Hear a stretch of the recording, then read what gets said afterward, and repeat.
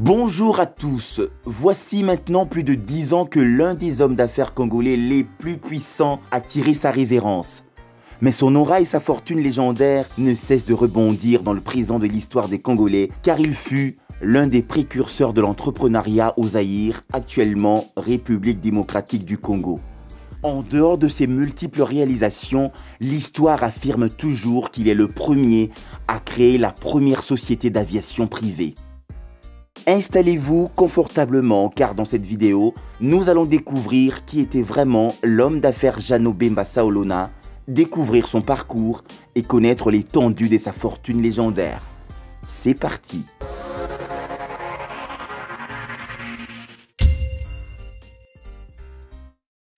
Jeannot Bemba Saolona voit le jour le 3 septembre 1942 dans les territoires de Libenge, dans la région de l'Équateur, en République démocratique du Congo. Il était un métis issu de l'union d'un agent belge de l'administration coloniale, Maurice Charles Lippens, et Madame Olofio, une ressortissante de l'Équateur. Il a fait ses études primaires dans une école des frères catholiques avant d'entamer un cycle professionnel moyen en mécanique automobile dans l'école professionnelle officielle des métiers à Guémena, EPOM en sigle. Au début des années 60, il ira poursuivre ses études en Belgique, mais cette fois-ci dans le domaine de la comptabilité. Après un laps de temps dans la gestion des affaires de M. Jean Paulet, il retournera en Belgique en 1964 pour faire un stage de 6 mois dans la société Ford à Bruxelles. De retour au pays, il se lança pour son propre compte dans le commerce vivrier et ouvre des comptoirs de vente des produits variés dans le café qui était à la base des diverses plantations qu'il possédait dans l'Équateur. Il s'attribua une ferme d'exploitation de bétail, des magasins dans plusieurs districts dans la région de l'Équateur, créant ainsi sa toute première entreprise dénommée Gigi Bemba, Jean Jeannot Bemba. Il épousera Madame Wosu Mongombo, Marie-Thérèse, avec qui il aura sa progéniture, parmi laquelle l'homme politique Jean-Pierre Bemba Gombo. Malheureusement, Madame Marie-Thérèse rendit l'âme en 1974. En 1968, l'homme d'affaires Jeannot Bemba s'associa à Lito Moboti Nzeyombo pour créer la société commerciale et industrielle Bemba Lito, Sibeli en sigle, avant de s'associer aussi à M. Ignace Molekali Boké dans l'entreprise Combina industrielle de Guémena, Comingem. Ceci donnera une nouvelle impulsion dans ses entreprises pour créer sa propre société commerciale et industrielle Bemba Sibé Zaïre avec le siège social à Kawara.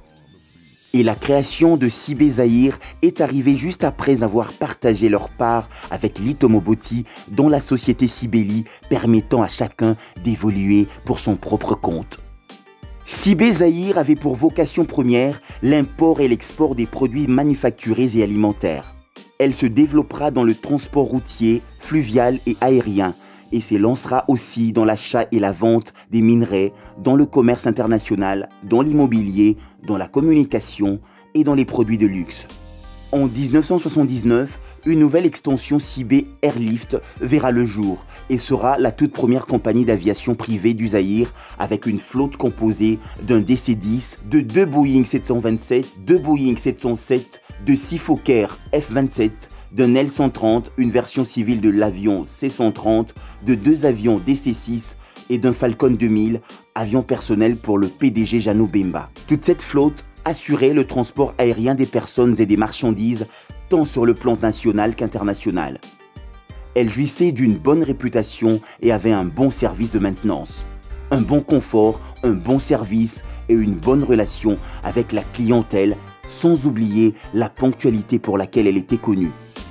Elle offrait aussi une réduction de 50% aux étudiants et aux élèves, mais tout cela sans payer les taxes et accises auprès des services de l'État. Jeannot Bemba Saolona était PDG de son groupe Sibé Zaïre qui comptait plusieurs unités ou entités commerciales. Il était directeur principal et associé dans l'entreprise de location et transport, LOTAN en sigle, de société de transport et taxi aérien, de Conti Lift Zaïre, transport aérien. Il était aussi administrateur dans plusieurs entreprises comme la Bralima, la société financière et de développement Sofidé, Guimosa ex-imprimerie Concordia, Cimenterie du Zaïre CISA, Transport fluvial zaïrois TFZ, Société de tissage de Kinshasa Tissakin, Société africaine de construction Safricas, administrateur de l'Université libre de Kinshasa, actionnaire à Comcel, communication cellulaire et vice-président de l'Université Équatoria. Il était aussi président du conseil d'administration de la Société d'exploitation pétrolière du Zaïre, CEP Zaïre. Durant de nombreuses années, il fut président national de l'ANESA, aujourd'hui Fédération des entreprises du Congo, FEC. Donc, il était le patron des patrons et occupa tant d'autres postes importants sous le régime de Mobutu qui était son parrain. Ainsi, Jeannot Bemba Saolona devient, avec l'aide de Mobutu, l'un des hommes les plus riches du Zaïre et contrôlera un énorme conglomérat. En 1997, c'est la chute de Mobutu et la fin du régime mobutiste. Malgré cela, Bemba tente de faire tenir sa compagnie, mais c'est un échec et la Cibé Airlift fait faillite en 2002. Jeannot Bemba Saolona négociera bien le renversement de Mobutu, son ancien parrain, avec Laurent Désiré Kabila. Il séjournera en prison, mais en 1999, il est nommé ministre de l'économie et de l'industrie, retrouvant son rôle central dans le tissu économique congolais. Bemba Saolona doit aussi composer avec son fils Jean-Pierre, qui est à la tête du mouvement de libération du Congo MLC, qui fut un groupe militaire opposé à Kabila en ce temps-là. En 2003, le pays entame une transition politique pour mettre fin à la guerre civile. Jean-Pierre Bemba est nommé vice-président et Jeannot Bemba devient membre du Parlement de transition et sera élu sénateur du Sud-Ubangui en 2006. Et le 1er juillet 2009, il meurt dans un hôpital de Bruxelles de suite d'un malaise à l'âge de 67 ans, laissant ainsi un immense héritage à sa descendance. Merci d'avoir suivi cette vidéo jusqu'à la fin. Dites-nous en commentaire ce que vous avez pensé du parcours de cet homme politique et de ce grand homme d'affaires. Aussi, aimez cette vidéo s'il vous a plu afin qu'elle puisse être bien cotée sur YouTube. Merci de nous soutenir et à très bientôt sur Bossamcom.